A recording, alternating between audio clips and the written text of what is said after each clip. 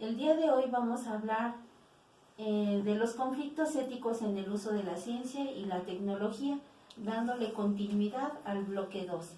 El día de hoy vamos a recordar un concepto que ya habíamos revisado en otros temas, que es la ciberdelincuencia.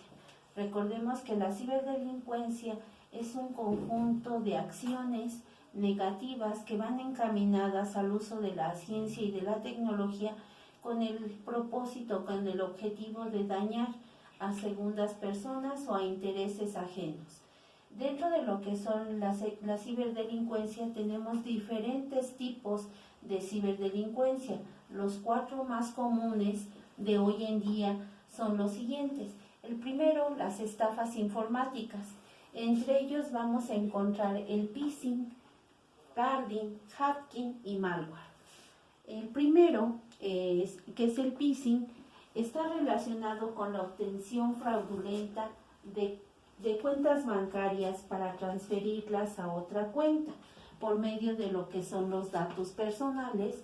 La gente abusa de la gente que confía, ¿verdad?, dándoles a conocer su número de cuenta bancaria, y ellos hacen en algún momento utilizan esa información para hacer transferencias económicas a otro banco, quedándose en este caso, con el capital de la persona. En relación con lo que es el carding, es algo similar, está en relación con lo que son las tarjetas, copia de esas tarjetas que acredita para posteriormente hacer una adquisición de los bienes. Con respecto a lo que es el hacking, en el hacking es un acceso ilegal de una computadora de nuestra CP con autorización nuestra, pero que de alguna manera posteriormente se hace inadecuado ese uso al lograr obtener la contraseña de algunos documentos importantes o personales que en algún momento se tengan. Con respecto a lo que es el malware es una instalación de un software que puede ser en celulares o en una computadora y que tiene como objetivo también la adquisición de datos o de información confiable solamente. Bueno, con respecto a lo que es el segundo delito informático, pues vamos a encontrar también el uso de las PC, de los celulares, de algunas cuentas en Facebook, en Messenger, en Twitter, en Instagram, entre otras. De igual manera, vamos a revisar también que existen defraudaciones en las telecomunicaciones, principalmente en el Wi-Fi y en el cable. En más de una ocasión hemos escuchado o visto que muchas de esas personas en su momento, ¿verdad?, se conectan del Wi-Fi del vecino, ¿verdad?, haciendo uso del servicio sin consentimiento de esa persona. O de igual manera el robo de la señal de canales televisivos para beneficio personal sin el consentimiento también del dueño. Y finalmente los delitos contra la intimidad. En estos delitos contra la intimidad considero que son de los conflictos que atentan más contra la integridad personal, psicológica y emocional de la persona, ya que entre ellos vamos a tener el sexting, que es una práctica, ¿verdad?, de delito informático, en donde las personas de alguna manera, con el consentimiento o con el engaño de la misma persona, hace que de alguna manera se desvistan o aparezcan desnudos, ¿verdad? Y esas imágenes son bajadas a las redes sociales. También se conocen como pack, a cambio de la amistad, de compañerismo, ¿verdad? Te piden que te muestres desnudo o fotos pornográficas a las redes y después ellos las venden o las utilizan como soborno o chantaje para poder conseguir otros fines. Bueno, también vamos a tener las redes sociales, en su gran totalidad, las que conocemos en nuestro mundo entero, ¿verdad?, que son de alguna manera muy muy enormes.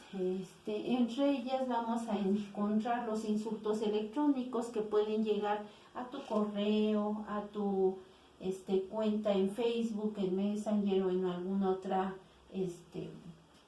red social, así como el hostigamiento, el acoso o la estafa, ¿verdad? De repente hubo un tiempo aquí en nuestro país, en México, en donde nos llamaban a nuestros celulares haciéndonos creer que tenían a algún familiar, amigo o conocido y que, bueno, de alguna manera iban a atentar en contra de la integridad o de la salud de esta persona. A cambio de ello, nos exigían una cantidad o nos pedían que hiciéramos depósito a alguna cuenta bancaria. Entonces, ese hostigamiento, ese acoso hace que en algún momento también se pueda dar a pesar de que no estén cerca de nosotros. La denigración o suplantación de identidad, cuando de repente a lo mejor difamamos o denigramos la integridad física de una persona, haciéndonos notar, ¿verdad?, como personas interesantes, inteligentes o dueños de ese perfil o de esa personalidad sin necesidad de serlo.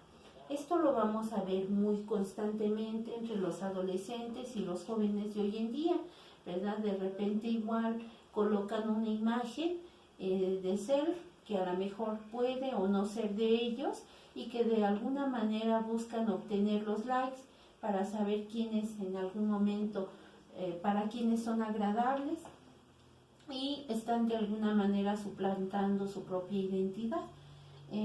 Otro aspecto muy interesante dentro de los conflictos éticos del uso de la tecnología son los dichosos retos. Uno que surgió en España llamado Ballena Azul, que les hacía a los jóvenes adolescentes entre 12 y 18 años que se sometieran durante 50 días de este reto a realizar diferentes prácticas que estaban en contra o atentaban contra su salud física o contra su integridad. De tal manera que al finalizar este reto, la mayoría de los jóvenes o adolescentes terminaban en graves condiciones de salud o en el peor de los casos quitándose la vida, ¿sí? Es otro conflicto muy grave que pues todavía no se ha erradicado hoy en día.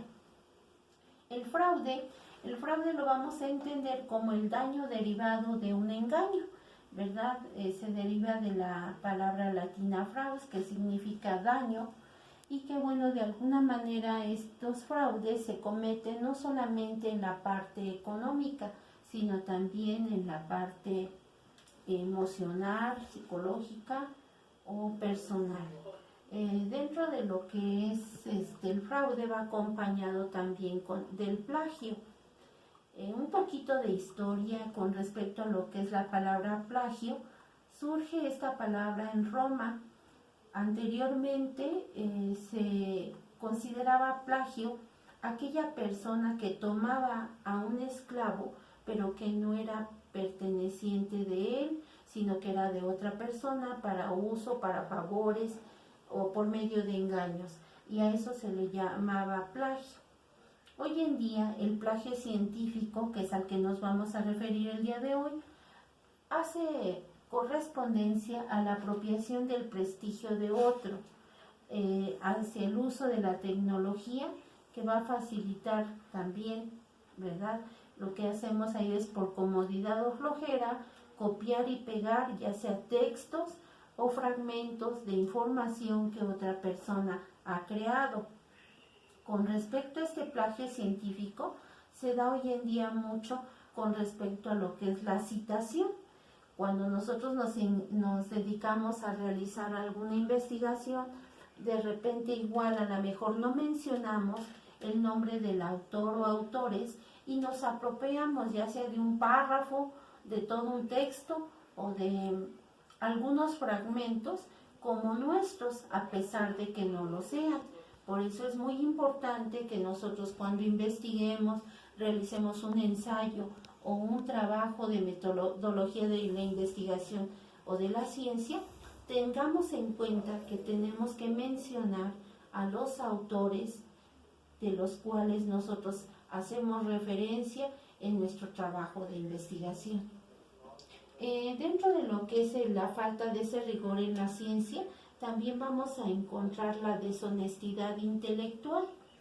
Esa deshonestidad intelectual que va asociada al ejemplo que les acabo de mencionar y que tiene que ver justamente con el robo, ¿verdad?, de algunos documentos o información científica que la decretamos como si fuera nuestra. También de alguna manera empleamos funciones lógicas, no empleamos funciones lógicas de la razón y pues tratamos de apropiarnos de algo ajeno para indagar e interpretar esa realidad, ¿sí? Así como estos ejemplos de conflictos éticos en el uso de la ciencia y de la tecnología, existen otros más. Yo los invito, chicas y jóvenes alumnos, que se involucren en ese proceso de aprendizaje y que desde su casa, en su hogar, también ustedes busquen investigar y encontrar otros conflictos éticos acerca del uso de la ciencia y de la tecnología. Me dio gusto estar con ustedes, que tengan un buen día. Hasta pronto.